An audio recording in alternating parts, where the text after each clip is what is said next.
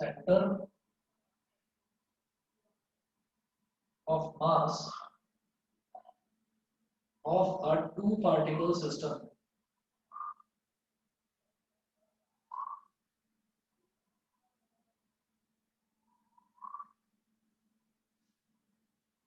Centre of mass of a two particle system. अब जब हम कभी भी दो पार्टिकल्स को स्टडी करेंगे तो हम कोऑर्डिनेट एक्सेस जरूर बनाएंगे। कोऑर्डिनेट एक्सेस मतलब एक्स एक्सेस और वाई एक्सेस, वो हम जरूर बनाएंगे। तो अब देखिएगा, मैं यहाँ पर एक्स एक्सेस और वाई एक्सेस यहाँ पर प्लॉट कर लेता हूँ। ठीक है, एक्स एक्सेस और वाई एक्सेस। जैसे मान लीजिए मेरे पास ये तो हो गई वर्टिकल एक्सेस को वाई बोल देते हैं, और जो हॉरिजॉन्टल एक्सेस है इसको हम एक्स बोल देते हैं। ये हमारा ओरिजिन हो गया।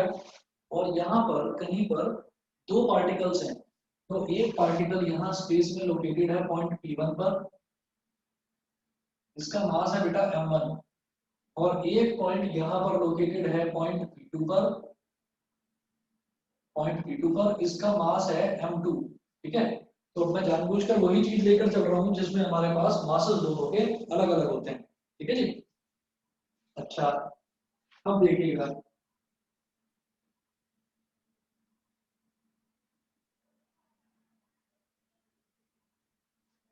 देखिए अब हम क्या करेंगे इसमें कि हम इन दोनों को ज्वाइन कर लेंगे, या इनको ज्वाइन करने से भी पहले एक काम करते हैं। हमें ये मालूम है कि कोई भी पॉइंट जो है वो जब मेरे को दे रखा होता है ना स्पेस में, तो मैं सबसे पहले उसको ओरिजिन से ज्वाइन करता हूँ। ओरिजिन से ज्वाइन करके मेरे पास उसका पोजीशन वेक्टर निकल आता है।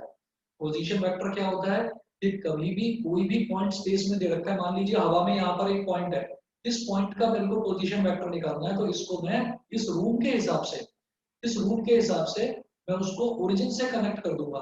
ओरिजिन से कैसे कनेक्ट करेंगे? हम ये कहेंगे कि मान लीजिए एक कॉर्नर इधर रूम का जो है वहां पर हमारा रूम शुरू होता है जहां से, तो वहां से मैं हॉरिजॉन्टल डिस्टेंस जो मेजर कर रहा हूँ that is called my ex axis. उसी सेम कॉर्नर से अगर मैं वर्टिकल डिस्टेंस मेजर कर रहा हूँ तो that is my Y axis. और उसी कॉर्नर से अगर मैं फ्रंट वाला डिस्टेंस मेजर कर रहा हूँ तो that is my Z axis. तो इसका मतलब मैंने तीनों एक्सेस बनाई, और बनाई कहां से? एक सिंगल पॉइंट से। That single point behaves as origin for me. जो मैंने वो सिस्टम ऑफ पार्टिकल्स लिया है उसमें मेरे लिए वो ओरिजिन होगा। तो मैंने ये कहा मेरा एक्स एक्सिस भी यहाँ से ओरिजिनेट हो रहा है, मेरा वाई एक्सिस भी यहाँ से ओरिजिनेट हो रहा है, मतलब शुरुआत हो रही है उसकी। तो इसलिए मैं बोलूंगा this is my origin. Origin से किसी भी पॉइंट को ज्वाइन करते हैं तो वो बन जाता है पोजीशन वेक्टर। ठीक है, तो मैंने क्या करा, मैंने इसको P1 को O से ज्वाइन कर दिया, ये बन गया पोजीशन वेक्टर ऑफ P1। ठीक है, position vector of P1। Position vector को हम रिप्रेजेंट करते हैं ऐसे, कोई भी एक वर्ड ले लेते हैं R1 vector. R1 vector because ये फर्स्ट बॉडी है तभी उसकी पोजीशन को बोल दिया P1, पोजीशन ऑफ बॉडी 1। उसके मास को बोल दिया m1 यानी कि मास ऑफ बॉडी 1। ठीक है, इसी तरीके से P2 मतलब पोजीशन ऑफ बॉडी 2, m2 मतलब मास ऑफ बॉडी 2। ठीक है, तो अब इसको मैंने ज्वाइन कर दिया ओरिजिन से। ओरिजिन से जब ज्वाइन कर दिया तो इसका पोजीशन वेक्टर हो गया बेटा R2 वेक्टर। ठीक है, ये दो हमारे पोजीशन वेक्टर्स हो गए। फिर हम क्या करते हैं कि अब इन दोनों को ज्वाइन कर देते हैं, P1 और P2 को ज्वाइन करेंगे तभी तो दो पार्टिकल का सिस्टम बनेगा। तो मैंने P1 और P2 को ज्वाइन कर दिया।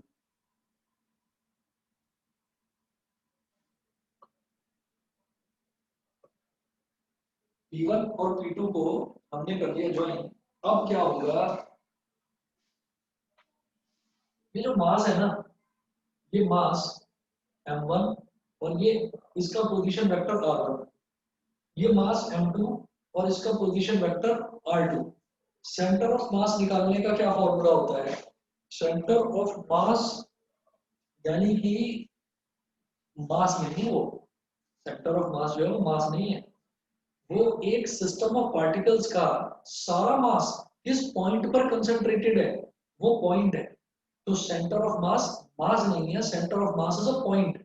और पॉइंट क्या होता है? पॉइंट होता है पोजीशन वेक्टर।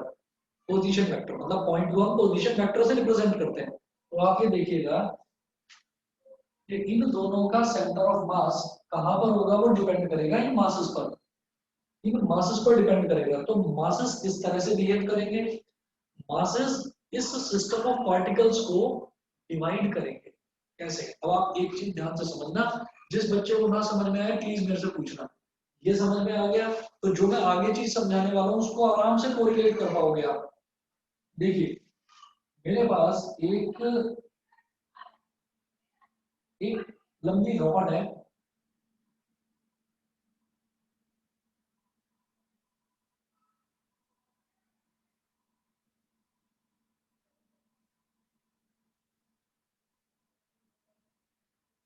ये इस तरीके की एक कोई डिवाइस है मेरे पास, है ना। अब आप साफ साफ समझ पा रहे हैं कि ये वाला हिस्सा इसका हैवी है, ये वाला हिस्सा इसका हैवी है और ये वाला हिस्सा इसका लाइट है। आप इसको घुमाना शुरू करिए, बड़ी तेजी से आप इसको घुमाना शुरू करिए। ठीक, अब इसकी जो लेंथ है, इसकी लेंथ टोटल हो गई एल। ठीक है, तो मैंने ये कहा ये वाला डिस्टेंस यहाँ से लेकर यहाँ तक, ये वाला डिस्टेंस हो गया L/2 और यहाँ से लेकर यहाँ तक ये वाला डिस्टेंस ये भी L/2। तो L/2 मतलब इसका सेंटर कहाँ पर आ गया बेटा, सेंटर इसका यहाँ पर आ गया। तो क्या यही इसका सेंटर ऑफ मास होगा, ये बताएंगे। पूरी जो लेंथ है ना, पूरी लेंथ, मैं बॉडी की बात नहीं कर रहा हूँ अभी, बॉडी की जो पूरी लेंथ है उसका सेंटर इस पॉइंट पर आ गया, तो क्या बॉडी का सेंटर ऑफ मास यही होगा, ये बताइए। मेरी बात समझ में आ रही है ध्रुव, मेरी बात समझ में आ रही है। Yes sir. तो बॉडी का सेंटर अलग चीज है और बॉडी का सेंटर ऑफ मास अलग चीज है। हम ये कहेंगे कि अगर मैंने इसको तेजी से घुमा दिया, अगर हमने इसको तेजी से घुमा दिया तो बिकॉज ये वाला पोर्शन थोड़ा हैवी है तो इसका सेंटर ऑफ मास थोड़ा सा इस तरफ होगा, इसका सेंटर ऑफ मास थोड़ा सा इस तरफ होगा। मतलब ये मास जो है वो इस तरह से, मास इसका इस वाले पोर्शन का मान लीजिए m1 है और इस वाले पोर्शन का मान लीजिए m2 है, इधर वाले पोर्शन का। तो m1 और m2 का जो इम्पैक्ट है वो एक रेशो की तरह काम करता है। m1 और m2 जो मासेस है ना, उन मासेस का इम्पैक्ट, अगर कोई दो बॉडीज हैवी हैं, एक बॉडी ज्यादा हैवी है एक बॉडी थोड़ी लाइट वेटेड है, तो क्या होता है कि जिस बॉडी का मास ज्यादा होता है सेंटर ऑफ मास थोड़ा सा उस तरफ अलाइन हो जाता है। ठीक है, तो हम क्या करेंगे, और आप ये देखेंगे भी, अगर मान लीजिए मैं एक बॉटल की बात करता हूँ, ठीक है, मान लीजिए मैं इस बॉटल की बात करता हूँ, इस बॉटल में मान लो पानी इतना भरा हुआ है, यहाँ पर ऐसे इतना भरा हुआ है, तो यानी कि मास ज्यादा ना यहाँ पर कंसेंट्रेटेड है, यहाँ पर ये हल्का है। तो फिर इस बॉडी को आप ऐसे ही, अगर मान लीजिए यहाँ पर पानी भरा हुआ है, आप ऐसे पकड़ोगे ना, ये ऐसे घूम जाएगी। ठीक है, अच्छा, और अगर आप इस बॉटल को, जैसे ये ऐसे है, ये ऐसे है, नीचे भरा हुआ है ना सारा पानी, आपने इसको ऐसे पकड़ा, ये ऑटोमेटिकली ऐसे घूम जाएगी। और अगर मान लीजिए आप इसको ऊपर से पकड़ोगे, अगर आप इसको ऊपर से पकड़ोगे तो क्या ये ऐसी हो जाएगी, नहीं होगी। क्यों, क्योंकि मास सारा यहाँ पर कंसेंट्रेटेड है नीचे वाले पोर्शन पर। तो जिस तरफ मास ज्यादा कंसेंट्रेटेड होता है हमारा सेंटर ऑफ मास उसी तरफ थोड़ा सा शिफ्ट हो जाता है। ठीक है, तो it all depends on what it all depends on the masses of the two bodies, it all depends on the masses of the two bodies which are connected। ठीक है, जिससे एक सिस्टम बना, पार्टिकल्स का सिस्टम बना। तो मैं अभी जो इनिशियल स्टार्टिंग कर रहा हूँ, मैं दो पार्टिकल का सिस्टम लेकर कर रहा हूँ। तो इससे आपको क्या समझना है कि जो सेंटर ऑफ मास है उसके डिस्ट्रीब्यूशन में मेजर रोल किसका है, मास का। उनकी पोजीशन का तो है लेकिन मेजर रोल किसका है, उनके मास का। तो जो उनका मास है वो बेटा क्या हो गया, वो मैं आपको बताता हूँ कि इनका मास, जैसे मान लीजिए ये हो गया m1, ये हो गया m2। ठीक है, तो दो पार्टिकल का सिस्टम है। तो हम ये जानते थे कि जैसे एक स्ट्रेट लाइन हुआ करती थी, तो स्ट्रेट लाइन में अगर मान लो हमसे ये पूछा जाता था कि आप बीच का एक पॉइंट बताओ, मैं दोबारा रिपीट कर रहा हूँ, जिस बच्चे को ना समझ में आए प्लीज दोबारा पूछना।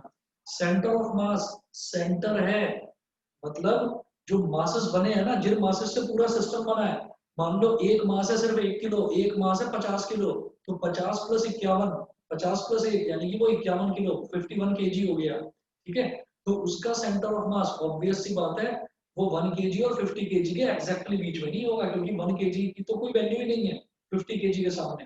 तो सारा सेंटर ऑफ मास 50 केजी की तरफ झुक जाएगा क्योंकि सारा मास उधर कंसेंट्रेटेड है। ठीक, तो ये मास है जो सब कुछ डिसाइड करते हैं।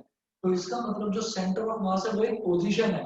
पोजीशन है तो इसका मतलब उसके कुछ कोऑर्डिनेट्स होंगे। तो देखिएगा, जब मैं 10th क्लास में ये कहता था कि एक लाइन है, उस लाइन को M1 और M2 इस दो रेशियोज में डिवाइड करा गया है, तो आप इसके कोऑर्डिनेट्स बताइए। आप इसके कोऑर्डिनेट्स बताइए। तो इसके कोऑर्डिनेट्स आप क्या बताते थे? आप बताते थे कि ये होता है M1x2 plus M2x1 upon M1 plus M2। यहाँ M1 और M2 क्या होती थी? ये लेंथ होती थी, यहाँ से लेकर यहाँ तक की लेंथ और यहाँ से लेकर यहाँ तक की लेंथ। ठीक है, y कोऑर्डिनेट आप क्या बताते थे? M1y2 plus M2y1 upon M1 plus M2। Same कहानी, इसको लाइन को डिवाइड करने का काम कौन कर रहा है? ये लेंथ M1 और ये लेंथ M2। एक सिस्टम ऑफ पार्टिकल्स को डिवाइड करने का काम कौन करता है? जो सिस्टम ऑफ पार्टिकल्स है उनके मासेस, है ना। मासेस से ही पता चलता है कि सेंटर ऑफ मास कहाँ पर है, बॉडी घूमेगी किस अंदाज में, ये पता चलेगा सिस्टम के मासेस से। तो इसका मतलब यहाँ पर मेरे M1 और M2 will behave as these ratios। ठीक है, तो मैं ये कहूंगा centre of mass, centre of mass का कोऑर्डिनेट, सेंटर ऑफ मास क्या है? एक पॉइंट है, उसको मैं बोलता हूँ बेटा R C M, capital R और सबस्क्रिप्ट में सी एम। ठीक है, कैपिटल आर, ये आर किसके लिए होता है? पोजीशन वेक्टर के लिए होता है। अभी समझाता हूँ 2 मिनट और रुकिए। आर सी एम क्या हो गया? M1 R1 vector plus M2 M1 R1 vector plus M2 R2 vector upon M1 plus M2। मेरी बात बता दीजिए, समझ में आ गई कि नहीं? और इसको बोलते हैं RCM वेक्टर। ये समझ में आ गया कि नहीं बताइए? ईशान क्लियर है इतना? सर एक बार दोबारा अनुष्का सुनना क्लियर है? पड़ेगा।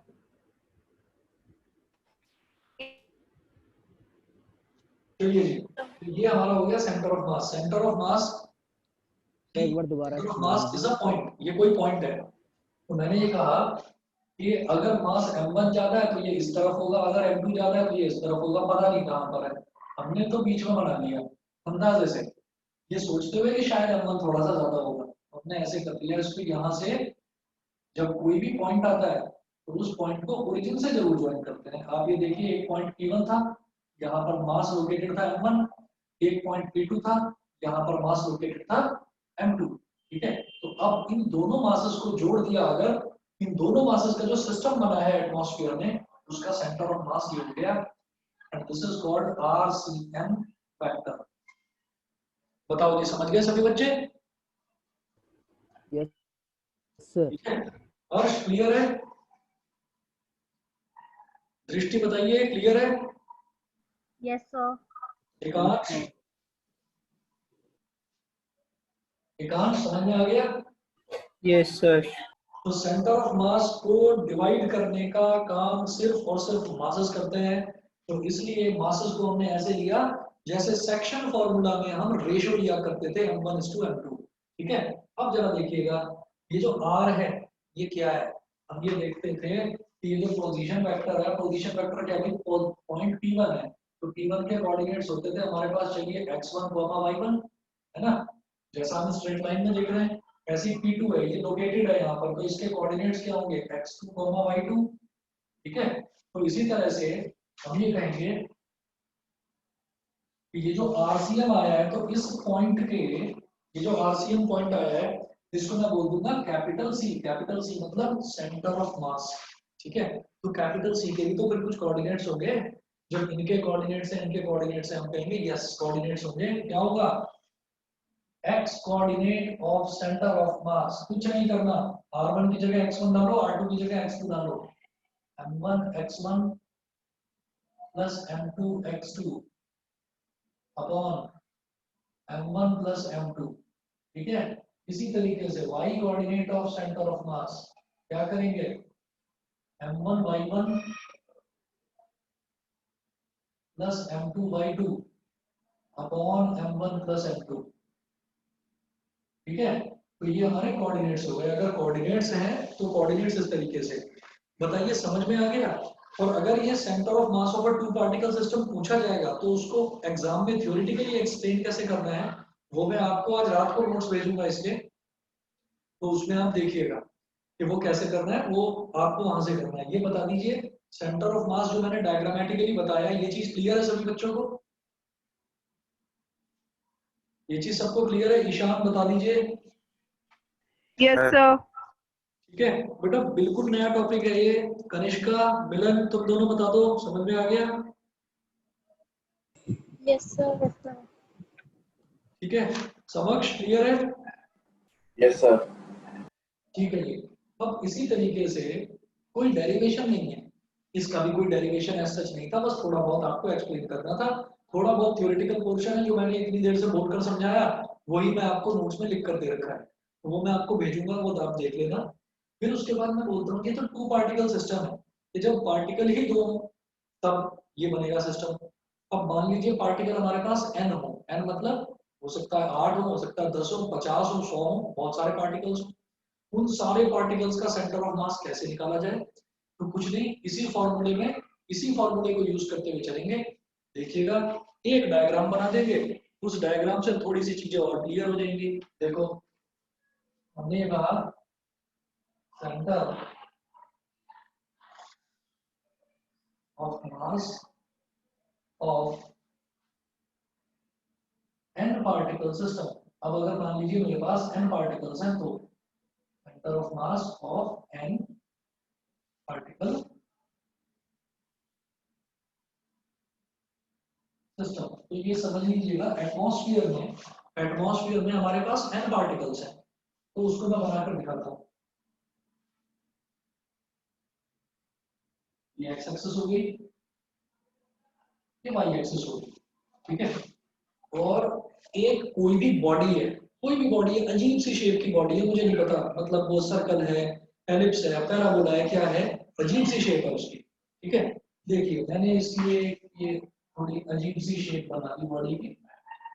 ठीक, अब इसके अंदर कितने पार्टिकल्स होंगे हम जानते हैं ना, हर एक बॉडी छोटे छोटे छोटे छोटे पार्टिकल्स से मिलकर बनी है। कितने पार्टिकल्स हैं? बहुत सारे पार्टिकल्स हैं। हमने कह दिया मान लीजिए इसके अंदर n पार्टिकल्स हैं। ठीक है, तो मैं यहाँ पर एक चीज दिखाऊंगा कि देखो जी, एक पार्टिकल तो चलो यहाँ पर हो गया, इसको मैंने बोला P1, पोजीशन ऑफ पार्टिकल 1, और इसका मास कितना m1, बिल्कुल इसी की तरह जैसे हमने यहाँ पर देखा था। P1 पोजीशन हो गई और m1 उसका मास हो गया। पोजीशन हो गई P1 और मास हो गया m1। दूसरे पार्टिकल यहाँ पर है, इसकी पोजीशन P2 और इसका मास हो गया m2। अच्छा, तीसरा, या चलिए यहाँ पर बनाओ सीधा है, अब nth पार्टिकल। ठीक, nth पार्टिकल तो Pn हो गया, और इस nth पार्टिकल का मास क्या हो गया, Mn हो गया। हमारा क्या काम है, सबसे पहले मतलब जब ये पूछा जाएगा आपसे, तो आप सबसे पहले क्या करेंगे, आप इसको तीन आप अलग अलग मासेस दिखाकर आप इनको ओरिजिन से ज्वाइन करेंगे सबसे पहले। ठीक है ना, ओरिजिन से ही हमें ये पता चलता है कि कोई बॉडी या कोई पार्टिकल कहाँ पर लोकेटेड है। ठीक है, मैंने इसको यहाँ से लिया, ये P1, यहाँ से लिया ये P2, यहाँ से लिया ये Pn। अब पोजीशन वेक्टर कैसे लिखे जाते हैं भाई, जब यहाँ पर P1 को ज्वाइन करा था ओरिजिन से, तो उसका पोजीशन वेक्टर क्या था, R1 वेक्टर। ऐसे यहाँ पर इसका लिखो, ये क्या हो जाएगा, R1 वेक्टर। ऐसे P2 का लिखो, कितना हो जाएगा, R2 वेक्टर। ऐसे Pn का लिखिए, ये हो जाएगा Rn वेक्टर। ठीक है, तो दिखाने के लिए अंदाजे से हमने कह दिया कि इन्हीं सब पार्टिकल्स के बीच में कहीं सेंटर ऑफ मास होगा। तो सेंटर ऑफ मास मान लीजिए यहाँ पर है, इसको मैंने बोल दिया capital C. Centre of mass की पोजीशन को हम क्या बोल देते हैं, कैपिटल सी। ठीक है, तो अब ये क्या होगा, आप ओरिजिन से इसको ज्वाइन करिए। ठीक, और इसको क्या बोल देंगे बेटा, R C M vector, capital R C M vector. ठीक, ये थोड़ा सा वॉच वॉच हो गया, दिखाई दे रहा है सभी को, समझ में आ रहा है, समझ में आ रहा है सभी को? अनुभव क्लियर है? Yes, sir. Yes sir. ठीक है बेटा। अब जरा देखिए, आर्यन क्या है, क्लियर है? Yes sir. ठीक है, अब जरा देखिएगा, अब मेरे पास नेक्स्ट क्या है इसमें, भाई n पार्टिकल सिस्टम है तो 2 से ही हेल्प लेंगे, ये जो 2 वाला था इसी से हेल्प लेंगे। जब 2 थे तो क्या था, m1 r1 plus m2 r2। अब जब n है तो क्या होगा, इस केस में r cn vector is equal to m1 r1 vector plus m2 r2 vector plus dot dot dot क्या mn rn vector, mn rn vector upon m1 plus m2 plus dot dot dot कहाँ तक, mn तक। मुझे लगता है समझ में आ गया होगा। 2 पार्टिकल्स का था, 3 का होता तो m3 r3 आ जाता बस, और नीचे m3 आ जाता। ठीक है, n है तो आप ऐसे ही चलते जाएंगे ऊपर mn rn तक और नीचे m1 plus m2 plus dot dot dot till mn। ठीक है, बताओ बेटा, कनिष्का क्लियर है? Yes, sir. ठीक है, आदित्य बता दो, समझ गए?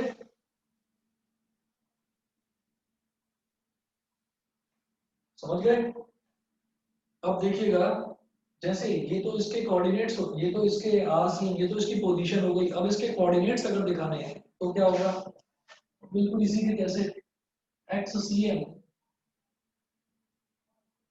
m1 x1 plus m2 x2 plus dot dot dot कहाँ तक mn xn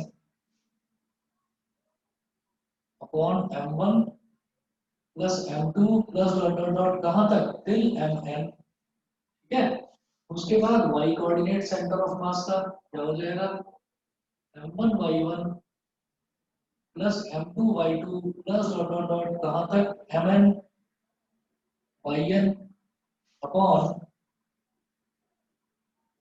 m1 plus m2 plus dot dot dot क्या mn। ये हो गया centre of mass of N n particle system.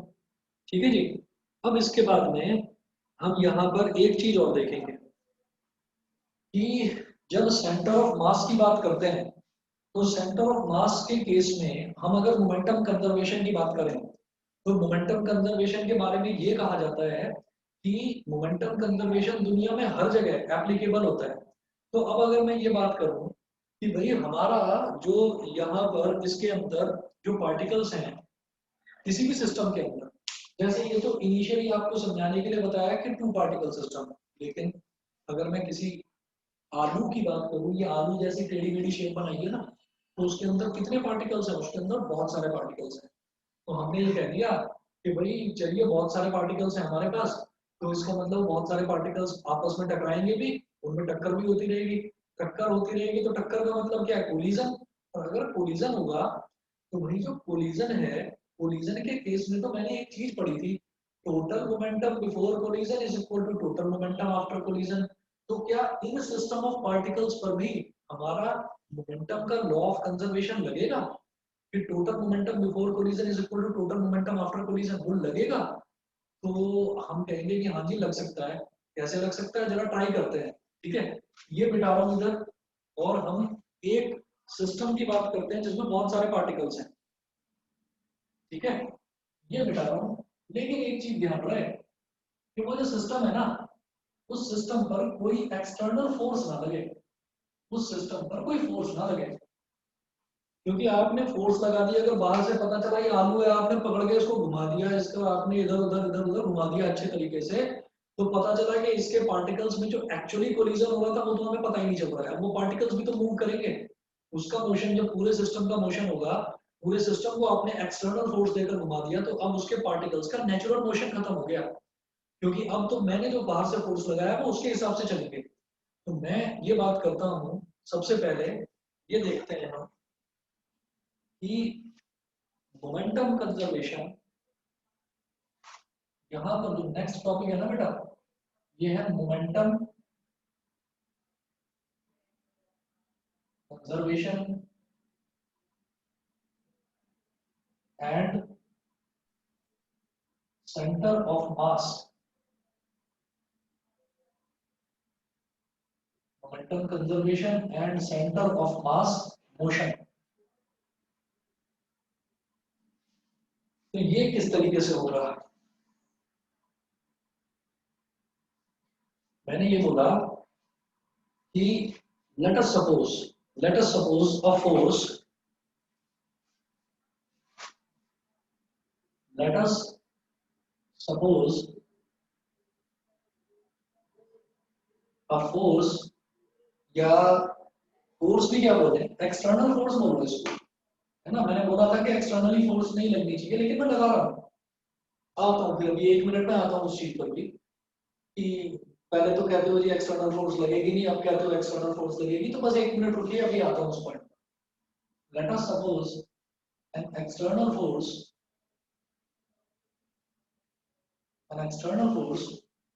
F total, TOT मतलब टोटल, और इसके ऊपर एक वेक्टर का साइन लगा दिया, because force is a vector quantity, तो एरो का सिंबल लगा दिया। Let us suppose an external force F total acts on a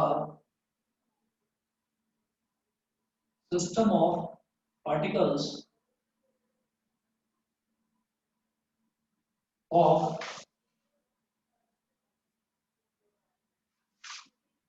total mass capital M, and the system moves with an acceleration, and the system moves with an acceleration a cm vector. इस cm का मतलब क्या है भाई? cm का मतलब सीधा सीधा है कि सिस्टम हमारा कैसा भी हो सकता है, सिस्टम हमारा कैसा भी हो सकता है, एक्सेलरेशन वेलोसिटी जो भी है। मैंने आपको एक हैमर का एग्जांपल दिया था कि हैमर को मैंने पकड़ा और किसी भी तरह से आड़ा टेढ़ा उल्टा सीधा ऊंचा नीचा पकड़ के मैंने उसको फेंक दिया, तो उसमें मोशन को कौन मोशन को डोमिनेट करेगा? Motion is dominated by its centre of मास। उसका सेंटर ऑफ मास जहां पर है वही सबसे आगे दौड़ता हुआ जाएगा। कभी भी अगर एक पत्थर पे मैंने एक पत्थर को थ्रेड पर बांध रखा है, तो थ्रेड आगे की तरफ नहीं चलेगा, आगे की तरफ पत्थर ही उड़ता हुआ दिखाई देगा आपको, थ्रेड उसके पीछे पीछे होगा। ठीक, तो इसका मतलब क्या है कि जो मोशन होता है वो basically centre of mass he motion को डोमिनेट करता है। सेंटर ऑफ मास चलता है तो उसके साथ साथ पूरी बॉडी, पूरा सिस्टम चलता है। तो इसका मतलब एक्सेलरेशन भी होगा, तो that is also because of centre of मास। इसलिए मैंने एक्सेलरेशन ऑफ सेंटर ऑफ मास बोल दिया। हमने बोला कि कोई एक सिस्टम है, उस सिस्टम में बहुत सारे पार्टिकल्स हैं, और उन सारे पार्टिकल्स का टोटल मास जो है वो है कैपिटल M। वो सिस्टम पर अगर मैं बाहर से कोई फोर्स लगाता हूं तो क्या होता है कि उसके अंदर एक एक्सेलरेशन प्रोड्यूस हो जाता है ACM। तो by Newton second law of motion, bye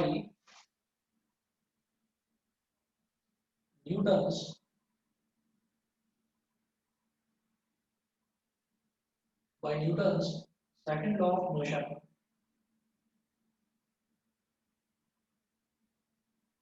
ये जो F वेक्टर है ना, F टोटल फोर्स जो लग रही है, ये क्या हो जाएगा? मास इनटू एक्सेलरेशन, तो M into ACM vector, mass into acceleration, ये हो गया।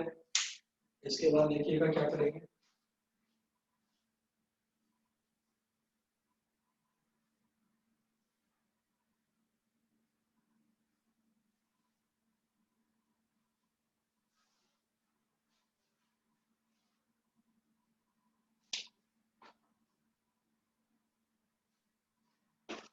अब हमने कहा कि जब मैं कंजर्वेशन ऑफ मोमेंटम की बात करता हूं, तो कंजर्वेशन ऑफ मोमेंटम में हम ये कहते हैं कि भाई there should not be any external force.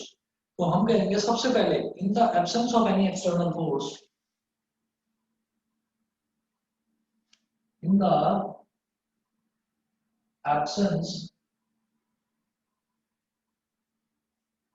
Of any external force, जब बाहर से कोई फोर्स ही नहीं लगेगी, तो मैं क्या बोल दूंगा? मेरा ये जो F टोटल है ये कितना हो गया? 0 हो गया। F टोटल मैंने क्या लिया था? External force. एक्सटर्नल फोर्स को हमने 0 ले लिया था। हमने कहा था ना कि एक्सटर्नल फोर्स नहीं होना चाहिए, तो ये तो न्यूटन का सेकंड लॉ के हिसाब से हमने समझा। और उसके बाद हम ये कह रहे हैं कि भाई किसी भी तरीके का कोई एक्सटर्नल फोर्स नहीं होना चाहिए, इसका मतलब मेरा एक्सटर्नल फोर्स 0 होगा।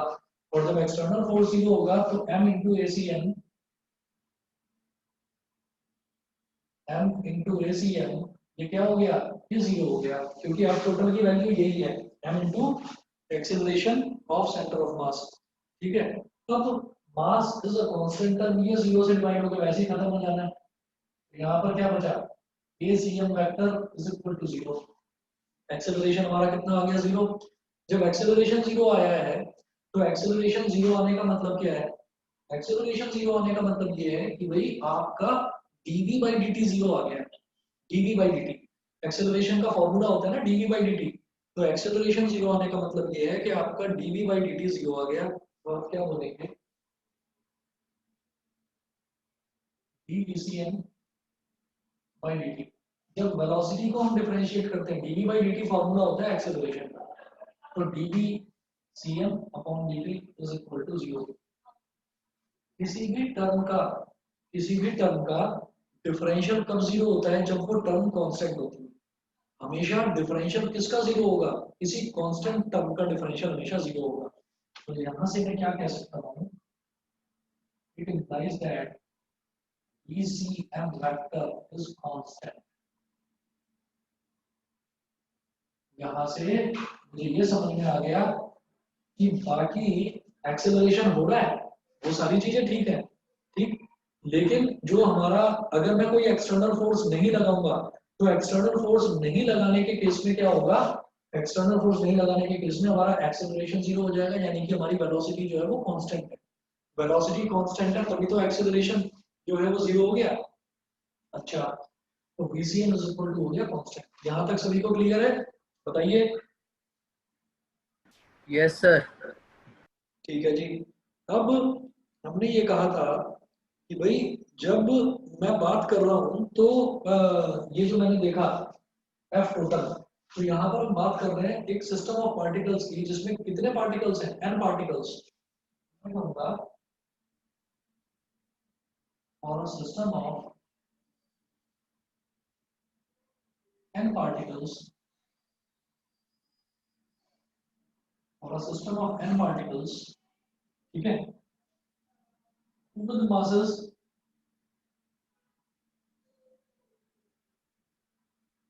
m1 m2 m3 dot dot dot till mn। n particles हैं, सबके मासेस अलग अलग है, क्या क्या, m1 m2 m3 till mn। Suppose forces on these particles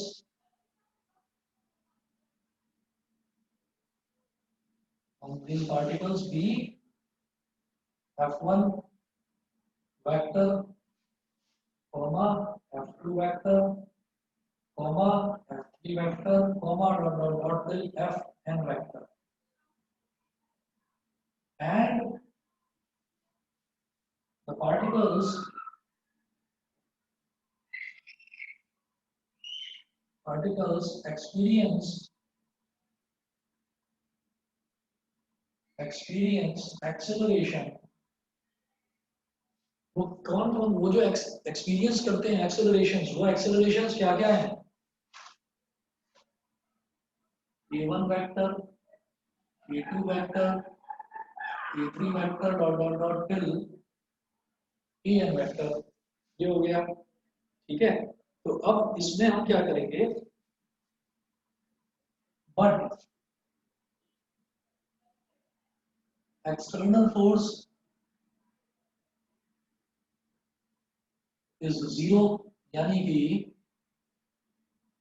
जो F टोटल है वो क्या होगा, इन पार्टिकल्स पर लगने वाली जितनी भी फोर्सेस हैं उन सबका टोटल ही तो है F टोटल। F total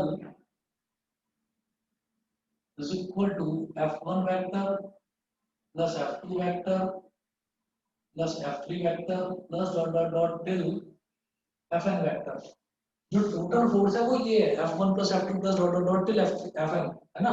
और ये जो टोटल फोर्स है यही तो एक्सटर्नल फोर्स है, और ये 0 है, तो इसका मतलब ये सारे के सारे 0 हो गए, इज इक्वल टू 0। तो अब एक काम देखते हैं, जब ये सारा का सारा 0 आ गया f1 vector plus f2 vector plus f3 vector plus dot dot dot till fn vector is equal to 0। तो f1 वेक्टर क्या हो जाएगा, m1 a1 vector, f2 vector क्या हो जाएगा, m2 a2 vector, f3 vector हो जाएगा m3 a3 vector plus dot dot dot fn vector क्या हो जाएगा, mn an vector is equal to 0। ठीक है, अब जैसे मान लीजिए हमारे पास ये है a1 वेक्टर है, तो इसको मैं क्या बोलूंगा, dv1 by dt। ठीक है, तो ये हो जाएगा m1 into dv1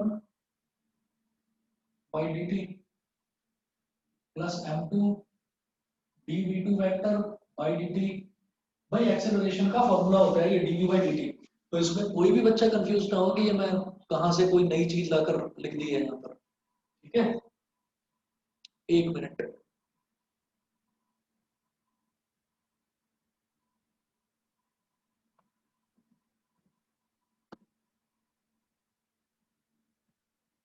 चलो जी, फिर m3 वेक्टर और a3 वेक्टर की जगह क्या हो गया, dv3 vector by dt plus dot dot dot dot mn dvn vector by dt is equal to 0।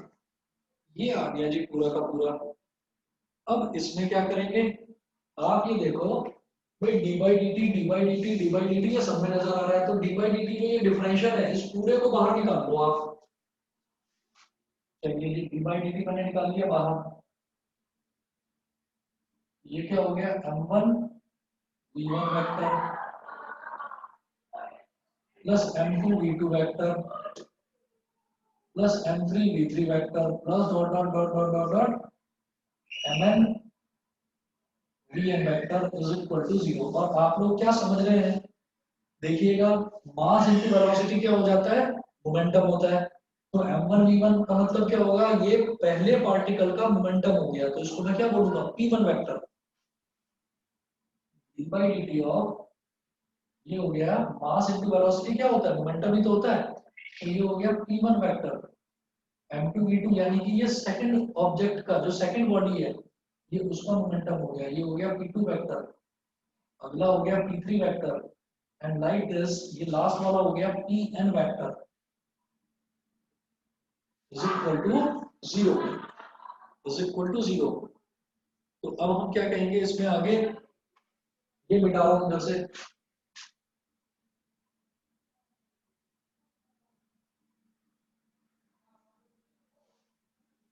अब देखिएगा कि भाई वही वाली बात है कि अगर ये जो पूरी टर्म है इसका डी बाई डी टी यानी कि इसका डिफरेंशियल अगर 0 है, तो इसका मतलब डिफरेंशियल किसका 0 होता है, किसी भी कांस्टेंट टर्म का डिफरेंशियल 0 होता है। तो इसका मतलब ये जो पूरी की पूरी टर्म है, ये सारी की सारी टर्म क्या है, ये कांस्टेंट है, इसीलिए इसका डिफरेंशियल 0 आ रहा है।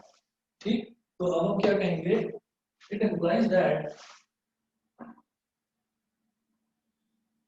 p1 vector plus p2 vector plus p3 vector plus dot dot dot pn vector, ये पूरा का पूरा क्या हो गया, कांस्टेंट। और इस पूरे को सारे के सारे मोमेंटम्स है ना, ये सारे के सारे मोमेंटम का सम है, तो इसको आप बोल दीजिए क्या, इसको बोल दो capital p vector. Capital p vector is equal to constant. ठीक है, इसका मतलब क्या है कि अगर मैं सेंटर ऑफ मास की बात करूं और एक n पार्टिकल सिस्टम की बात करूं जहां पर एक्सटर्नल फोर्स 0 होगा, तो वहां पर हमारा law of conservation of momentum काम करेगा। Law of conservation of momentum वहां पर काम करेगा क्योंकि my momentum is constant. Momentum constant है यानी कि कंजर्व्ड है, तो इसका मतलब law of conservation of momentum काम करेगा। बताइए जी, समझ में आ गया इतना? इतना क्लियर है सभी को, बताइए। Yes sir. Yes, sir. अच्छा, ईशान समझ गए? ईशान समझ में आ गया? अनुभा क्लियर है? अर्श? Yes, sir. Clear. ओके, हर्ष क्लियर है? Yes sir, yes sir clear है। ठीक है, चलिए जी। अब इसके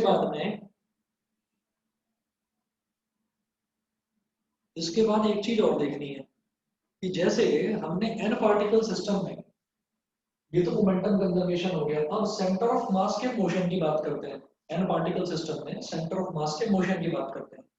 तो देखिएगा, एक्सटर्नल फोर्स तो कोई नहीं है, लेकिन उसके बावजूद भी सेंटर ऑफ मास किस तरफ शिफ्ट करेगा? सेंटर ऑफ मास वही होगा जहां पर सबसे ज्यादा मासेस जिस तरफ होंगे, सेंटर ऑफ मास की पोजीशन उस तरफ ही चली जाएगी। तो वो जरा देखते हैं। हम ये कहेंगे कि मैंने n पार्टिकल सिस्टम की मैं बात कर रहा हूं, तो n पार्टिकल सिस्टम के लिए मैं सेंटर ऑफ मास की पोजीशन निकाल चुका हूं। क्या था? we know that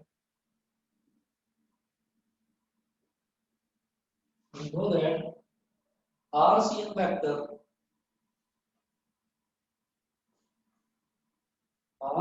vector is equal to M1 R1 vector plus M2 R2 vector plus M3 R3 vector plus dot dot dot dot dot dot Mn Rn vector और upon में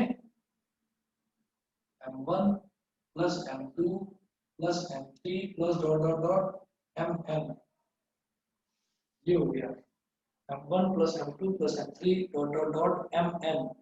ठीक, अब इसमें मैं ये कहूँ कि अगर मान लीजिए मेरे पास,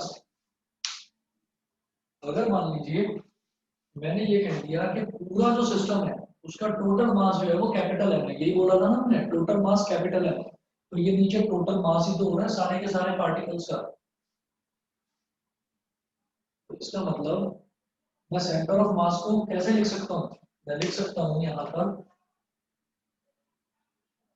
RCM vector is equal to M1 R1 vector plus M2 R2 vector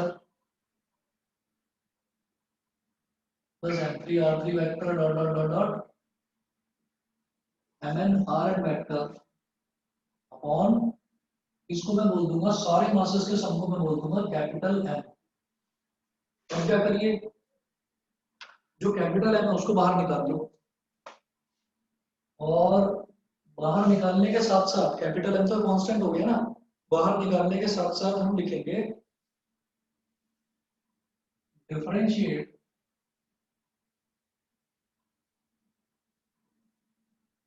both sides with respect to time, time के रिस्पेक्ट में डिफरेंशिएट कर दीजिए दोनों साइड्स को। तो dy dt of RCM vector is equal to, ये कैपिटल एम तो constant है, कांस्टेंट तो अलग आ गया, M1 dr1 by dt, क्योंकि जब कांस्टेंट किसी वेरिएबल वाले टर्म से, पोजीशन है तो पोजीशन तो वेरी करती रहती है, तो जब M1 कोई कांस्टेंट किसी वेरिएबल वाले टर्म से मल्टीप्लाई होता है तो हम ये कहते हैं कि कांस्टेंट पर कोई फर्क नहीं पड़ता, कांस्टेंट एज इट इज रहता है, लेकिन वेरिएबल का डिफरेंशियल होता है। तो M1 एज इट इज रहा, R1 का डिफरेंशियल हो गया, और डिनोमिनेटर का कैपिटल एम मैं बाहर निकाल चुका हूं, M2 dr2 vector by dt plus M3 dr3 vector by dt dot dot dot Mn drn vector by dt, ये हो गया।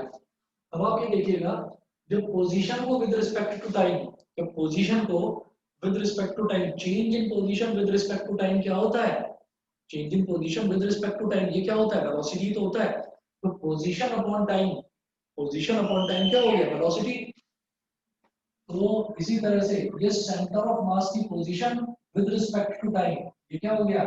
Velocity of centre of mass, ये हो गया 1 अपॉन m। ये m1 multiplied by v1 vector, पहले particle की velocity ये v1 वेक्टर हो गई, ठीक है। इसी तरीके से ये क्या हो जाएगा? m2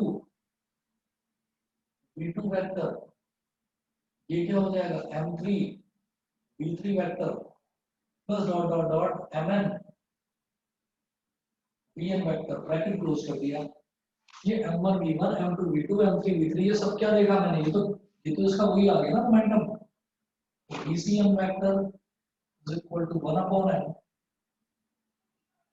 v1 vector plus v2 vector plus v3 vector plus dot dot dot last में pn वेक्टर।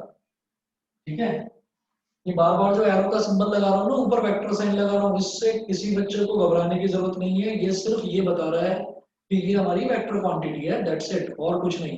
ठीक है, और r का मतलब क्या होता है, पोजीशन, पोजीशन अपॉन टाइम। जब मैं डिफरेंशिएट करता हूँ position with respect to time तो वो वेलोसिटी आता है। ठीक, अब देखिए ये सारे के सारे जो मोमेंटम्स हैं, जब इनको मैंने ऐड कर दिया था तो इनको ऐड करके मैंने कैपिटल P वेक्टर बोल दिया था। तो VCM वेक्टर क्या हो गया, 1 upon m multiplied by capital P vector. बताइए जी सबको क्लियर है?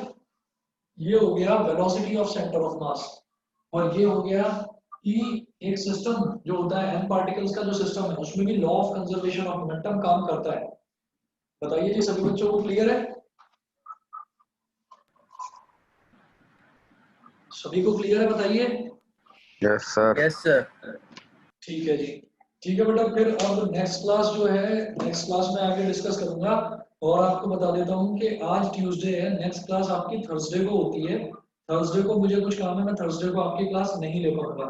तो अब जो आपकी नेक्स्ट क्लास है वो सैटरडे को है, और फिर उसके बाद जो थर्सडे का लॉस हुआ है उसको कंपनसेट करेंगे हम संडे वाले दिन। ठीक है, तो नेक्स्ट क्लास आपकी अब थर्सडे को ना होकर सैटरडे को है। ठीक है, Okay, sir.